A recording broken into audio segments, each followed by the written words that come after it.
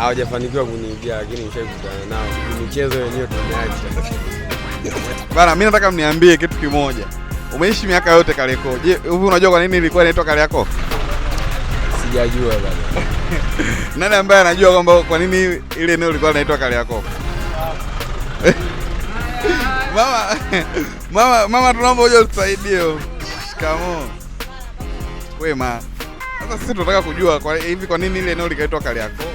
Hilo ni Kariakoo kwa sababu ya mkusanyiko wa watu.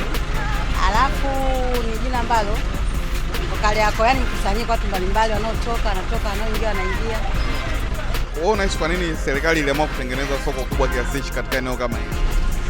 Serikali iliamua kutengeneza soko hili kwa ajili ya watu mbalimbali wanaotoka nje na ndani, sababu ya mkusanyiko wa watu mbalimbali ambao wanatoka nje na nje, yani hivyo. Kuna maneno ambayo waga yanatumika hapa Kariakoo, lakini watu ambao wanatoka nje hapa hawajui. Hebu nipe mfano wa maneno ambayo yanatumikaga hapa, especially kwa wafanyabiashara au mawinga ambao sio wengine hatuyafahamu. Maneno labda ya mawinga au sio? Labda anaweza akawa labda ana kazi, lakini hasa ile kazi labda kwa Kariakoo kuna kazi yake, kwani kuna jina lake ambalo tunaliita. Leo katika pita zangu nilipita mtaa fulani kule. Wakaniambia huu mtaa maarufu kwa ajili ya ndole. Hivi ndole maana yake nini? Maana ndole maana yake nini? Wale watu wale wanaoiba wale.